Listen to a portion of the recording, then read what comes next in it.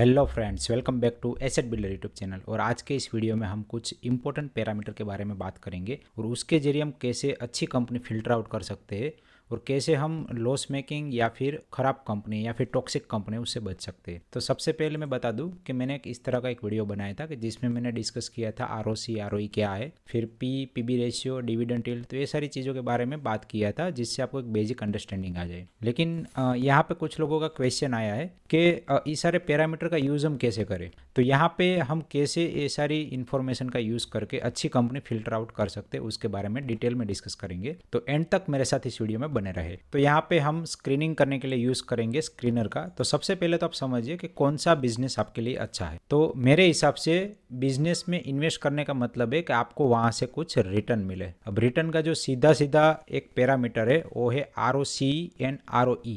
ठीक है, तो यहाँ पे मैं ROC पैरामीटर लेता हूँ।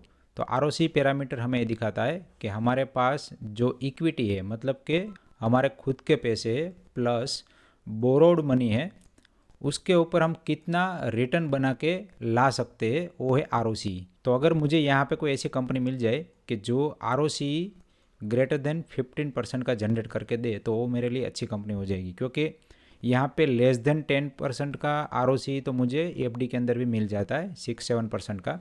तो मेरा यहाँ पे एक्सपेक्टेशन है कि मुझे 15% जितना ROC मिले। तो यहाँ पे मैं आपको कुछ कंपनियाँ स्क्रीन करके दिखाता हूँ। तो यहाँ पे आप क्रिएट न्यू स्क्रीन में जा सकते हैं। अगर आपके पास स्क्रीन नहीं आ रही तो यहाँ पे आप स्क्रीन में जाइए और क्रिएट न्यू स्क्रीन कर लीजिए और यहाँ पे आप टाइप कीजिए ROC। तो यहाँ पे आपके पास लिखा हुआ आ जाएगा रिटर्न ऑन कैपिटल एम्प्लॉयड। तो यहाँ पे मेरी एक्सपेक्टेशन है कि जो कंपनियाँ 15% से ज़्यादा ROC जनरेट कर रही है वो अच्छी कंपनी होगी। ठीक है, अब यहाँ पे एक चीज़ का ध्यान रखें कि जो ROC है वो ओनली लास्ट 12 मंथ का काउंट होता है। तो ऐसा हो सकता है कि कुछ अच्छी कंपनी है जो एक कोई टेम्पररी फेज से गुजर रही है और लास्ट 1 ईयर में अच्छा रिटर्न नहीं बनाया, तो उसका ROC थोड़ा सा लेस देन 15% हो सकता है। या फिर कुछ ऐसी कंपनियां है कि जिसके पास कैपिटल इतना ज़्यादा है कि वो अपने ROC 15% से ज़्यादा जनरेट नहीं कर सकती। तो यहाँ पे हो सकता है कि कुछ कंपनी का जो ROC है वो लेस देन 15% भी जनरेट हो रहा हो। जैसे हम बैंकों की बात करें तो बैंकों के पास खुद का पैसा कम रहता है और बोरोड मनी ज़्यादा रहता है। फॉर एग्जांपल उनके पास अगर 100 रुपये है तो 100 रुपये में से ओनली 10-20% बैंकों का रहेगा, मतलब कि इक्विटी रहेगा, और बाकी का जो 80-90% रुपये है वो बाहर का रहेगा। ठीक है, अब मान लीजिए कि आपके पास 100 रुपये, उसमें से आप 15% रिटर्न जनरेट कर रहे हैं, तो वहाँ पे आपका ROC 15% बन रहा है। ठीक है, अब आपके पास कोई ऐसा बिजनेस है कि जिसमें आप 15% जनरेट कर रहे हैं। अब आप क्या कर रहे हैं कि बैंकों से 900 रुपये उधार पे ले रहे हैं। ठीक है, अब आपके पास हो गए 1000 रुपीज़। तो यहाँ पे आप 150 रुपये बना सकते हैं 100 रुपये पे। और मान लीजिए कि बैंकों को आपको कुछ इंटरेस्ट देना है, फॉर एग्जांपल 10%।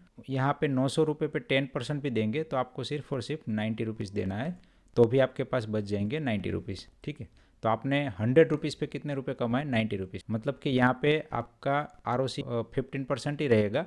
ठीक है, लेकिन एक्चुअल में आपने रिटर्न कितना जनरेट किया? आपने इक्विटी पे रिटर्न आपने जनरेट किया है 90%। ठीक है, तो आप ये समझ सकते हैं कि जब आप बहुत ही ज़्यादा डेट का यूज़ करते हैं तब आपका ROC कम भी हो तो भी आप ज़्यादा रिटर्न कमा सकते। तो यहाँ पे कुछ ऐसी कंपनियाँ फिल्टर आउट हो जाएगी। ऑब्वियसली यहाँ पे बैंक के फिल्टर आउट हो जाएंगी।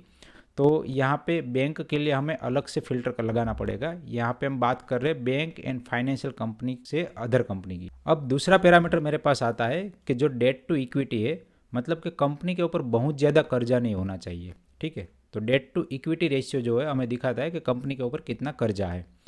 जितना ज़्यादा कर्जा होगा कंपनी उतनी ज़्यादा ओवरबर्डन रहेगी और उसके ऊपर इंटरेस्ट उतना ही हावी हो सकता है।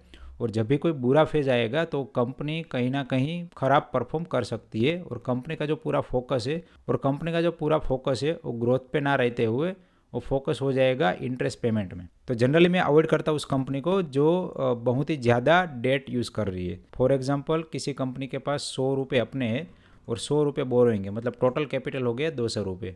तो इस कंपनी का डेट टू इक्विटी रेशियो होगा 1।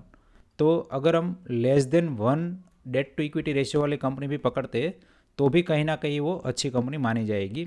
और जो वर्चुअली डेट फ्री कंपनी है, मतलब कि ओनली 10% का ही डेट है, वो बहुत ही अच्छी तरह से परफॉर्म कर सकती है। और आप देखेंगे कि जो बहुत ही अच्छे PE पे और अच्छी तरह से ऑपरेट कर रही है वो कंपनियों का डेट टू इक्विटी रेशियो कम रहता है। अब जैसे हमने ऑलरेडी बात किया कि बैंक एंड एनबीएफसी के केस में ये पैरामीटर भी एप्लीकेबल नहीं है, तो बैंक एंड एनबीएफसी के केस में हमें अलग पैरामीटर यूज़ करना पड़ेगा। तो यहाँ पे मैं लगा देता हूँ डेट टू इक्विटी। तो यहाँ पे debt to equity less than 1, मतलब ऐसी कंपनी फिल्टर आउट हो जाएगी कि जिसके ऊपर अपनी इक्विटी से भी ज़्यादा डेट है। तो यहाँ पे हम ये दोनों पैरामीटर के बेस पे रन दिस क्वेरी करते हैं और यहाँ पे मेरे पास निकल के आ गई 1000 कंपनी। अभी यहाँ पे मैं आपको एक कंपनी के एग्जांपल से समझाता हूँ कि हो सकता है कि कुछ कंपनियाँ बहुत ही अच्छा रिटर्न जनरेट कर रही हो और वर्चुअली डेट फ्री हो, लेकिन फिर भी वो कंपनी आपके लिए इन्वेस्ट करने लायक नहीं है। तो यहाँ पे मैं कोलगेट कंपनी का अगर एग्जांपल लूँ तो कोलगेट कंपनी आप देख सकते हैं कि ROC 92 है और ROE 74% है, मतलब कंपनी के पास जितना भी अपना मनी है उसके ऊपर 92% का ROC जनरेट करते हैं, लेकिन सामने इसका P थोड़ा सा हायर साइड है। और दूसरी एक चीज़, हम नीचे अगर उसके रिजल्ट में देखेंगे तो यहाँ पे प्रॉफिट एंड लॉस में आपको नजर आएगा कि 2011 में कंपनी का प्रॉफिट 400 करोड़ था और अभी इस कंपनी का जो प्रॉफिट है वो 1000 करोड़ है। तो यहाँ पे कंपनी का जो ग्रोथ रहा है वो 400 करोड़ से 1000 करोड़ रहा है, ठीक है। मतलब कि यहाँ पे लगभग हम मान सकते हैं कि 2.5 टाइम ग्रोथ हुआ है। तो एक ग्रोथ थोड़ा सा अच्छा है। तो यहाँ पे ग्रोथ है वो थोड़ा सा स्लगिश है। तो यहाँ पे जो sales growth and profit growth है वो 7% 9%। लेकिन अगर हम दूसरी सिमिलर कंपनी की बात करें, जैसे एस्ट्राजेनिका की बात करता हूँ मैं, तो एस्ट्राजेनिका का जो पी ओ 91 का है, ROC 16% है, ROE 12% है, ठीक है। तो यहाँ पे ग्रेटर देन 15% हमने फिल्टर आउट किया था। अगर हम कंपनी के ग्रोथ के बारे में बात करें तो प्रॉफिट यहाँ पे कंपनी का मार्च 2011 में 64 करोड़ हो रहा था और अभी हो रहा है 92 करोड़। मतलब यहाँ पर भी जो सेल्स एंड प्रॉफिट ग्रोथ है वो 4% एंड 12%। तो यहाँ पे पी के मुकाबले जो सेल्स ग्रोथ है वो बहुत ही कम है, क्योंकि यहाँ पे हम 91 का पी दे रहे। तो इसका मतलब है कि 91 ईयर में हमारे पैसे वापस आ जाने चाहिए, लेकिन यहाँ पे क्योंकि इसका ग्रोथ ओनली 7 to 12% ही है, तो यहाँ पे हमें 2 फिल्टर और लगाने पड़ेंगे, जिसमें हम लगाएंगे पी मतलब वैल्यूएशन एंड दूसरा है प्रॉफिट ग्रोथ। तो यहाँ पे मैं एक फिल्टर ऐड कर देता हूँ, एंड करके यहाँ पे एंड करना है। फिर मैं यहाँ लगाता हूँ पी लेस देन 50। यहाँ पे 50 भी बहुत ज़्यादा पी है, लेकिन फिर भी मैंने फिल्टर आउट करने के लिए पी 50 का ले लिया है। उसके बाद मैं लगा लेता हूँ प्रॉफिट ग्रोथ। तो यहाँ पे आप सिर्फ प्रॉफिट एंटर करेंगे तो प्रॉफिट ग्रोथ 5 ईयर लिखा हुआ आ जाएगा। एंटर करके ग्रेटर देन एटलीस्ट 7% कर लीजिए, क्योंकि बहुत भी ज़्यादा एग्रेसिव करने पे बहुत ही कम कंपनी आपके पास निकल के आएगी। और रन दिस क्वेरी कर देता हूँ। तो यहाँ पे मैंने जो पी लिखा था, तो पी का यहाँ पे डायरेक्टली सॉफ्टवेयर कोई डिटेक्ट नहीं कर रहा है, तो यहाँ पे प्राइस टू अर्निंग है उस पर एंटर कर लेता हूँ और रन दिस क्वेरी करता हूँ। तो मेरे पास यहाँ पे निकल के आ गया 693 कंपनी का लिस्ट। तो इस तरह से आप पैरामीटर का यूज़ करके कंपनी फिल्टर आउट कर सकते हैं। जब आप इस तरह से कंपनी फिल्टर आउट करेंगे तो बहुत ही कम चांस है कि ये सारी कंपनी आपको कम रिटर्न बना के दे, क्योंकि यहाँ पे आपने सारे पैरामीटर लगभग ले लिए। कंपनी का जो मेन रेजिस्टेंस है डेट टू इक्विटी वो भी आपने कम लिया है, फिर आपने प्रॉफिट ग्रोथ भी अच्छा लिया है और ROC भी अच्छा लिया है। तो यहाँ पे अगर आप ये 600-700 कंपनी में के अंदर में कोई अच्छी कंपनी ढूंढ के इन्वेस्ट करेंगे तो आपका जो पोर्टफोलियो है वो बहुत ही ज़्यादा नीचे जाने के चांसेस कम है।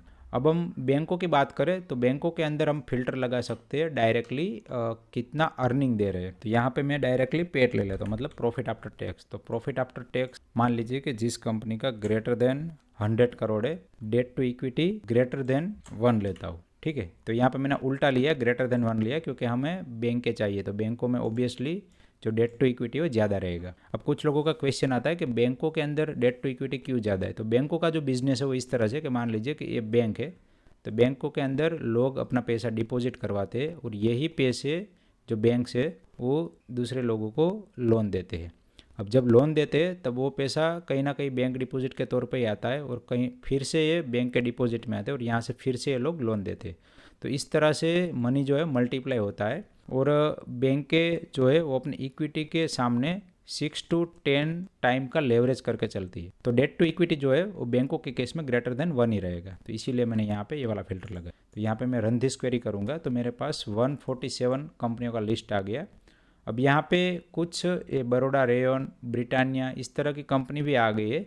तो तो हमें सिर्फ और सिर्फ इसमें से बैंकिंग सेक्टर ही लेना है। तो इस तरह से बैंकिंग सेक्टर फिल्टर नहीं होगा। तो यहाँ पे मैं कोई एक बैंक ले लेता हूँ, फॉर एग्जांपल HDFC बैंक। अभी यहाँ पे मैं चले जाता हूँ बैंक्स में, ठीक है। बैंक्स में मैं चले जाता हूँ quarterly profit, net quarter profit है, तो यहाँ पे मैं सॉर्ट आउट कर लेता हूँ। जो सबसे ज़्यादा क्वार्टर प्रॉफिट जनरेट कर रही है ऊपर आ रही है, और जो सबसे कम कर रही है जनरेट वो नीचे आ रही है। तो इस तरह से यहाँ पे जो अच्छी बैंक है वो यहाँ से आप फिल्टर आउट कर सकते हैं। अभी यहाँ पे आपने फिल्टर किया क्वार्टर प्रॉफिट, सामने आप पी भी देख सकते हैं कि कौन सी कंपनी महंगी है, और पी भी देख सकते हैं कि किस कंपनी का प्राइस टू बुक वैल्यू सबसे कम है। तो यहाँ पे प्राइस टू बुक वैल्यू के हिसाब से मैं देखूंगा तो बहुत सारी बैंक ऐसी है कि जिसका पीबी रेशियो बहुत ही ज़्यादा कम है। तो यहाँ पे पीबी रेशियो 1 से नीचे का मतलब है कि कंपनी के पास जो एसेट है उससे भी कम वैल्यूएशन पे कंपनी ट्रेड कर रही है। तो यहाँ पे जेके बैंक है, पंजाब नेशनल बैंक है, बड़ौदा बैंक है। तो ये सारी बैंकें जो है वो करंटली बहुत ही ज़्यादा अंडर वैल्यूड है, और हाल फिलहाल में ये सारी बैंकों ने बहुत ही अच्छा एक रैली दिखाया है। तो इसका मेन रीज़न यही था कि बहुत ही ज़्यादा अंडर वैल्यूड थी, और सामने इसका नेट प्रॉफिट देखेंगे तो वो भी अच्छा है। और बैंकों के केस में जो मेन पैरामीटर है वो एनपीए रहता है। तो एनपीए और ये सारी चीज़ें मिला के यहाँ पे आप फिल्टर आउट कर सकते हैं। तो यहाँ पे इस तरह से आपके पास टेबल आएगा, इसको आप एक्सेल में भी एक्सपोर्ट कर सकते हैं। तो इस तरह से आप अच्छी बैंकें भी फिल्टर आउट कर सकते हैं। जब आप अच्छी कंपनियाँ फिल्टर आउट कर लेते हैं तो उसके अंदर आप फिर कुछ भी इंडिकेटर या फिर स्ट्रेटेजी बना के स्विंग ट्रेडिंग या फिर लॉन्ग टर्म के लिए इन्वेस्ट करने के लिए भी फर्दर 10 to 20 30 कंपनी का पोर्टफोलियो बना सकते हैं। तो इस तरह से अगर आप काम करेंगे तो आपकी जो लॉस की प्रोबेबिलिटी है बहुत ही ज़्यादा कम हो जाएगी, और आपको एक कन्विक्शन भी आएगा कि मैंने जो कंपनी में इन्वेस्ट किया है वो अच्छी कंपनियां है, और फर्दर आज नहीं तो कल वो परफॉर्म करेगी। ठीक है। तो इस तरह से अगर आप पोर्टफोलियो बनाते हैं तो आप कहीं ना कहीं 15-20% का रिटर्न जनरेट कर सकते हैं। आशा करता हूँ कि वीडियो आपको पसंद आया होगा। अगर पसंद आए तो प्लीज़ वीडियो को लाइक करिए और चैनल को सब्सक्राइब करिए। इस वीडियो को एंड तक देखने के लिए आप सभी का दिल से धन्यवाद।